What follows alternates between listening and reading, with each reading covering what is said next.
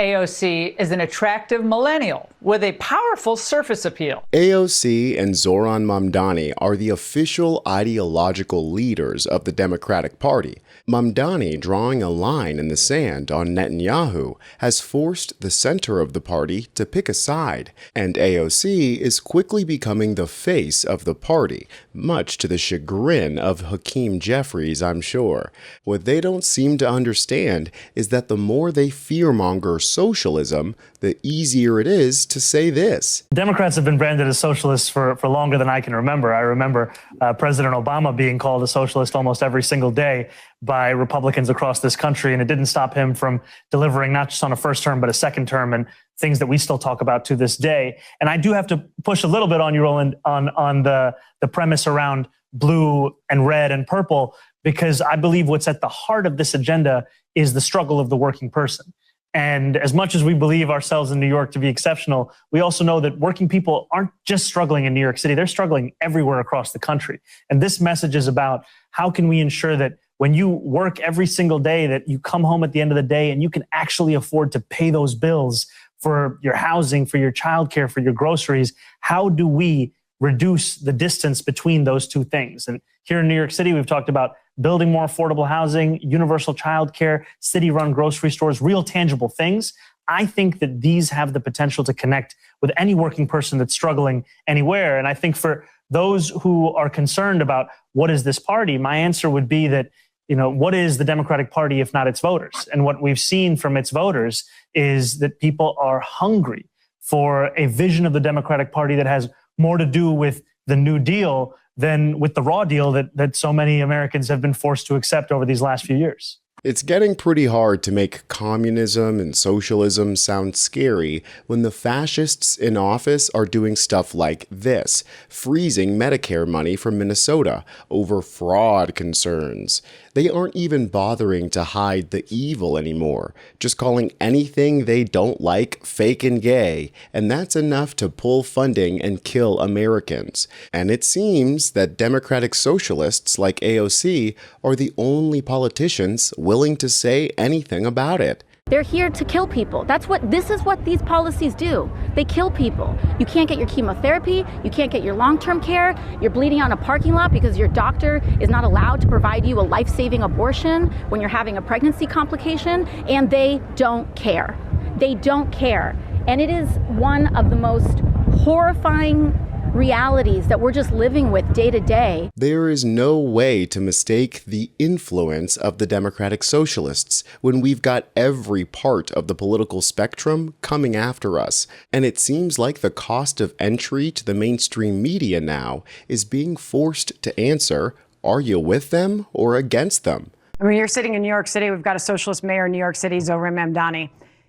Is it gone too far, do you believe? Look, there's always going to be some people in my party who go too far for me, people I disagree with. If you picked the 5 or 10 or 15 furthest left people in our party, they're going to, by definition, disagree with a lot of others. But there's so much that we do, in fact, agree on. And I think one of the reasons why you see people who run on a promise of shaking it up, whether it's a DSA candidate on the left or whether it's someone like Donald Trump, is because people can tell that the system we have is not just showing its age, it's letting us down. There is no question about where the momentum of the party is headed. AOC is already being positioned as a frontrunner by the media, and obviously us on the left who want to see her as president. And even MAGA is desperate, saying, please don't be fooled by her beautiful Latina communist charms. But the fact is, AOC is an attractive millennial with a powerful surface appeal. With her long, sleek raven hair and red lipstick, she's at times played dual roles. Kind of the earnest activist, both up from her bootstraps, who wants to stick it to the man. And then at times, she's kind of played the girly girl who shares her favorite recipe on TikTok. I get it, Laura. Our candidates are hot and yours look like freeze-dried soup. But Emma Vigeland is right here. The repressed bisexuality is hopping out of the right-wingers right now. I guess in honor of Lindsey Graham. They can't even imagine the fact that AOC is popular because she's not afraid to call out their special little war criminal Netanyahu. and Mamdani saying he's exploring ways to arrest him when he comes to New York City. What do you think of that? Is that an idea you think is a good one? I mean, Netanyahu's a war criminal. I believe he's wanted by the International Criminal Court. So, you know, I completely understand the mayor's position. At this point, after Mamdani's speech, I don't think the Democratic establishment has any breathing room. There is no hiding the fact that Netanyahu is a monster and a war criminal and should not be allowed on U.S. soil. The Pod Save America guys, who I think are the real litmus test on what's acceptable for the center, are conceding this point too. It's been a lot of praise of Zohran Mamdani for having this kind of like clear denunciation of Netanyahu. What was powerful about the video, and the reason I think it did resonate, and I think it's been viewed like more than 100 million times, is the way in which he dispassionately laid out the facts here. He talked about the number of people killed. He talked about the number of children maimed. He talked about aid being denied to get in. He talked about the famine-like conditions. He made very clear that this was not an opinion he was offering, that there was a clear body of facts that had led the International Criminal Court to issue this warrant for Netanyahu's arrest. And then what's been interesting to me in the detractors who fulminate online about this is they don't really dispute any of those facts. Like Zohran said at the beginning of this video, the party is the voters, not what the establishment wants. And there is no bigger signal that the establishment is out of touch than polling on Israel. Where politicians still proudly proclaim that they stand with Israel, most Americans are standing very, very far away. Look at these numbers on Israel, the net favorability. They're all negative. They're all negative. Ipsos, minus 10 points. Fox, minus 11 points.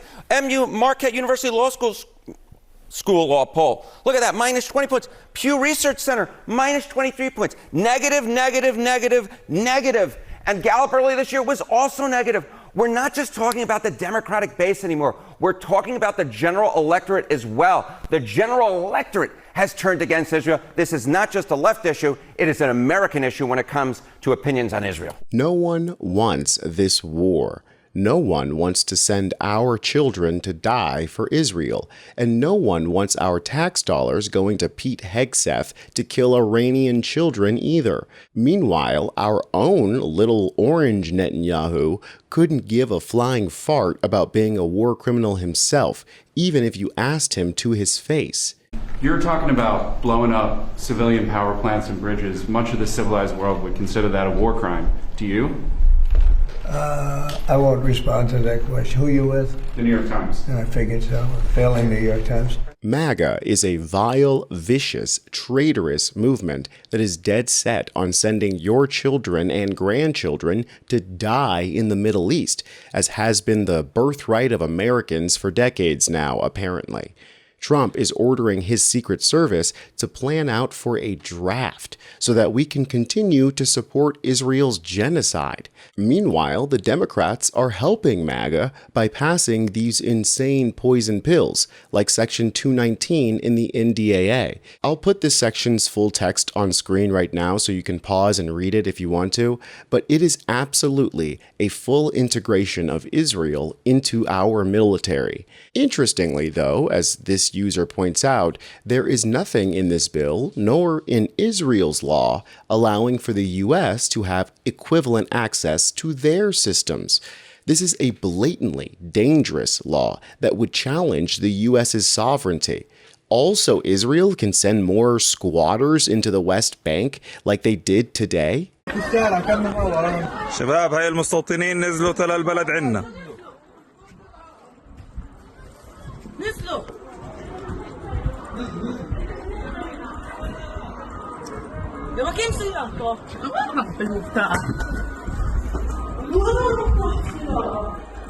Those were hundreds of Israeli squatters, also known as settlers, invading the West Bank today. A deadly clash ensued wherein 4 Palestinians were murdered by the IDF for defending themselves.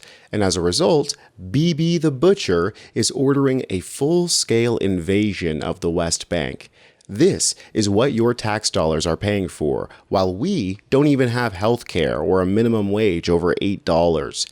If the Democratic establishment wants to be complicit with this, then they will be forced to step aside as the voters choose us. If you want to support our work here at U.S. Democratic Socialists, you can now become a member. It is the best way to support what we do here. Of course, just watching the video, liking, and commenting is plenty. So thank you. I'm Tony Hinderman, and I'll catch you next time.